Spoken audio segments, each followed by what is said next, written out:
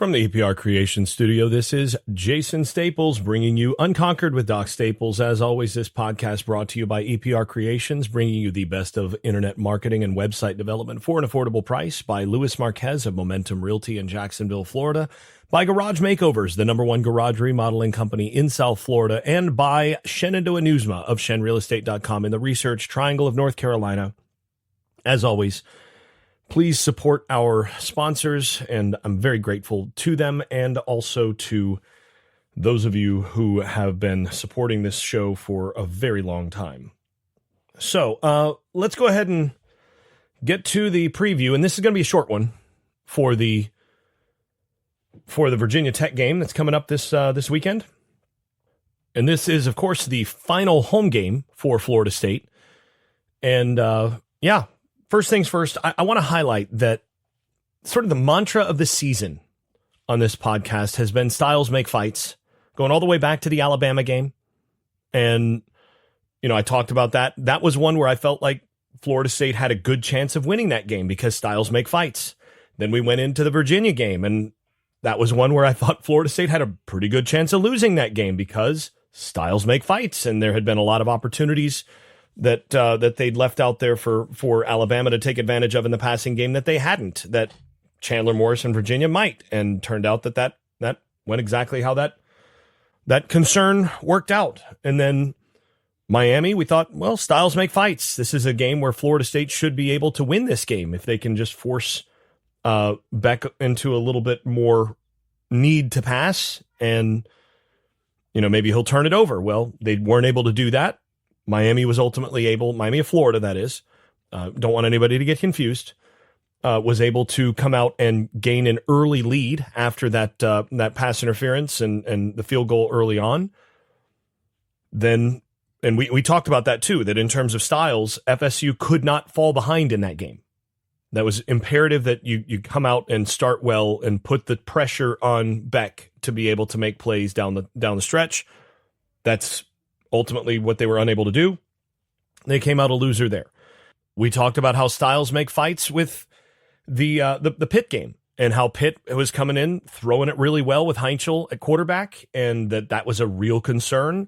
Again, it's a team that does a great job stopping the run, which is what Florida State does well.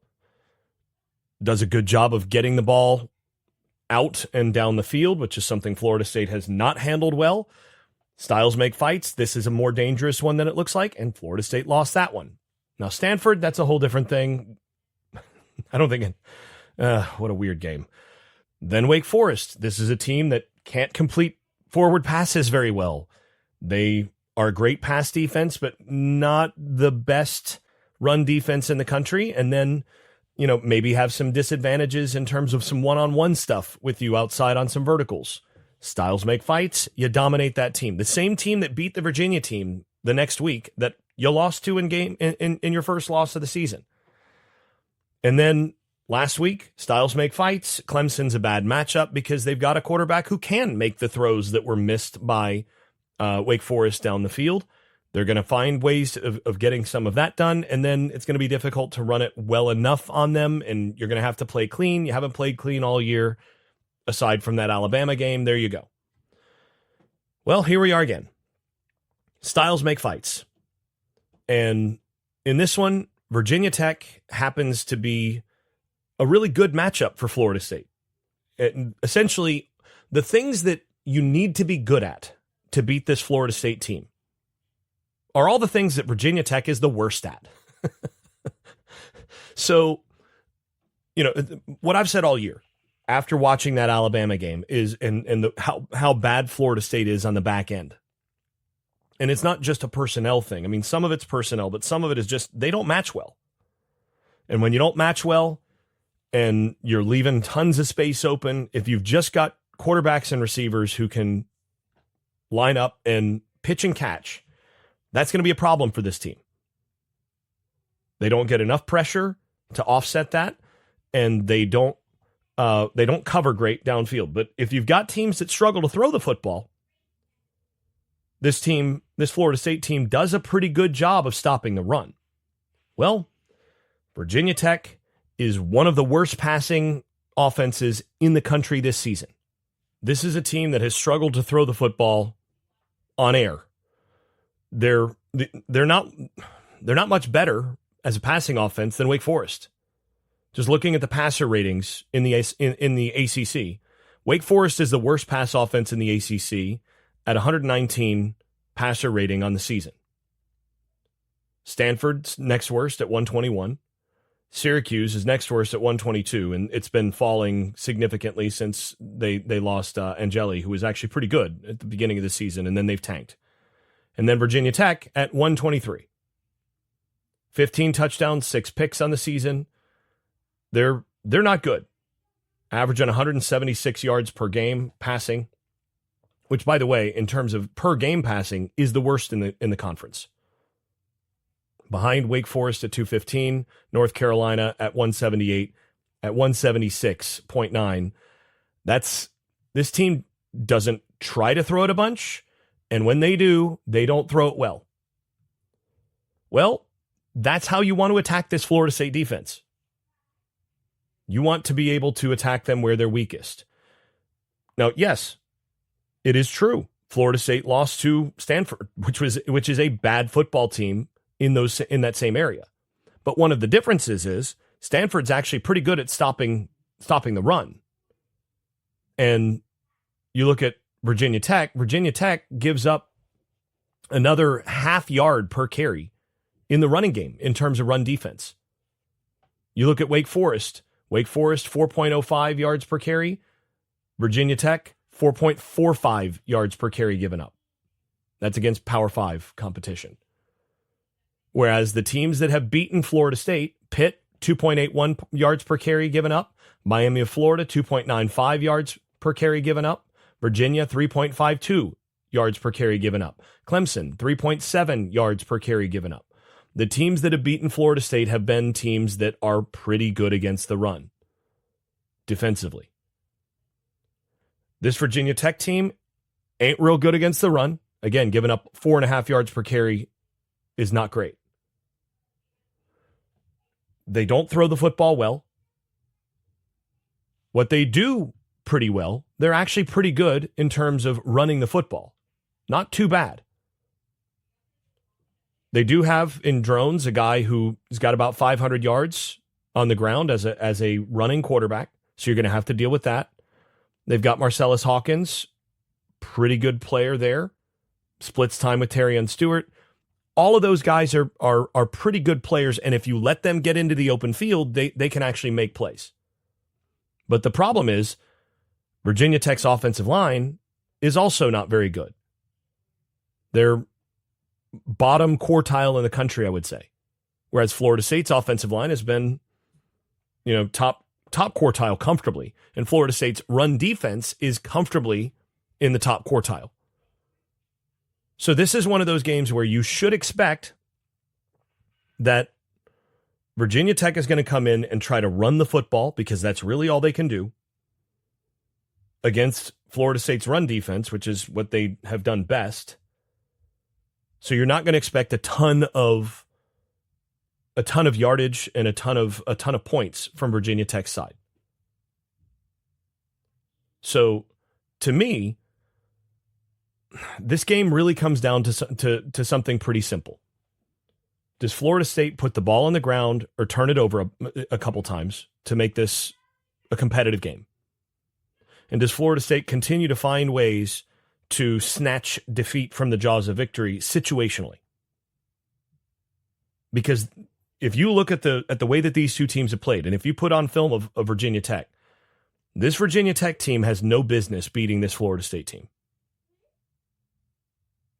And if they do, it's because this Florida State team, yet again, found ways to snatch defeat from the jaws of victory. It's going to require multiple turnovers, I think, and some really poor situational play for that to happen. So, I look at this. Virginia Tech's pass defense, also not great, and they haven't turned teams over all that much. They got 4 picks on the season. And this is a game where I think a guy like Robinson, like Deuce Robinson, can have another really good day like he did against Wake Forest. This is a game where I think actually Squirrel White could have a pretty good day if it's possible, if Castellanos finds some way possible to actually get the ball on target to him. But there's really not a whole lot on the back end that you're afraid of there. This is not a team where you're like, okay, don't throw because they're going to turn you over. They haven't caused a lot of turnovers.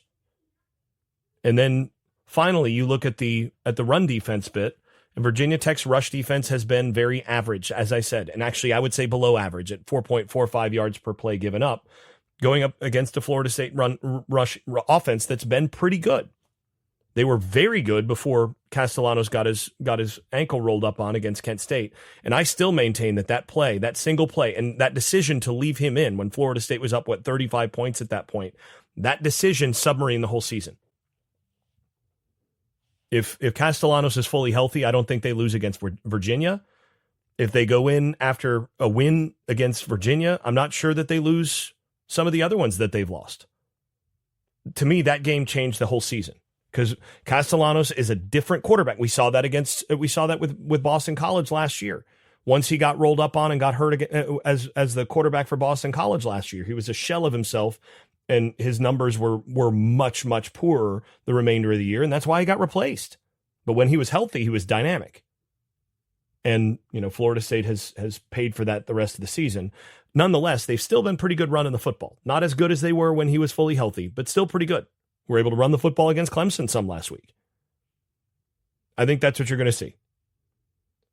So I don't see a whole lot of reason to belabor the points on this particular preview, because quite frankly, I think that this is a pretty simple preview. Florida State is the better team. There aren't specific matchup advantages that I see where if I'm Virginia Tech, I'm coming in and going, okay, well, they might be better than us overall, but, we got a quarterback who can get hot, and that should be the difference. I think this is one of those games where it probably looks closer to the Wake Forest game than it does to, say, the Clemson game or the Stanford game or some of those things. And the way that doesn't happen is if, Mike Norvell has lost the locker room, or if there's just a rash of turnovers, or, again, snatching defeat from the jaws of victory. But I don't think that's going to happen in this one. I think you will see the final home game of this season. You're going to see something closer to what you saw with the Wake Forest game. I don't think it'll be quite that bad, but I do think that it's going to be a comfortable win for Florida State. I'm going to go ahead and call this, and we're going to wrap this episode pretty quickly here because I think that's how this is going to go. I'm going to call this for Florida State an 85 or 90% win percentage or win likelihood. And I'm going to go with Florida State 38, Virginia Tech 13 in this game. And I think it's going to be a pretty comfortable win over the course of the game. And, move into a part of the season where the remainder of the games left for Florida State are very much losable. They're on the road. That NC State game, I mean, Florida State struggled at NC State for years. They've snatched defeat from the jaws of victory multiple times in that stadium. And why, we'll see whether or not that happens again. But would you pick against it with this team, the way that they've snatched defeat from the jaws of victory so many times? And then, of course, you wrap up with the game at Florida. It's it's not the best way to wrap up the season for a team that has struggled on the road and has struggled to put things together. But this team's been much better at home, and again against a team that doesn't have a quarterback to challenge them. I'm going to go with 38-13. I'm pretty comfortable with that. I feel like this is one of those games that's pretty straightforward, unless something really, really weird happens. So we'll talk to you all after the game. But until then, thanks for listening. This has been Unconquered with Doc Staples. If you've been enjoying this podcast, please leave a 5-star rating over at Apple Podcasts and wherever else you listen to podcasts. Post and repost episodes on social media and tell a friend. And if you haven't left a review in a while, do it again. It really does help the visibility of the podcast. Before we go, I'd also like to thank my advertising partners once more. That's EPR Creations, Luis Marquez of Momentum Realty in Jacksonville, Florida, Shenandoah Real Estate in the Research Triangle of North Carolina, Garage Makeovers, the #1 garage remodeling company in South Florida, and Justin Galloway of Benchmark Mortgage, serving Florida, Tennessee, and Kentucky. You can also stop by the Unconquered Shop at unconqueredpodcast.com, where you can buy stickers, pins, magnets, t-shirts, and other swag. I am especially grateful for those of you at the Dynasty level. That is Brian Leininger, Dave Blair, Jack Horton, Jonathan Kennedy, Lee Caswell, Travis Smith, and Tyler Kashishki. You all are far more generous than I deserve. Thanks to you all. This has been Unconquered with Doc Staples. I'm your host, Jason Staples. Thanks for listening, and thanks for your support. I made this.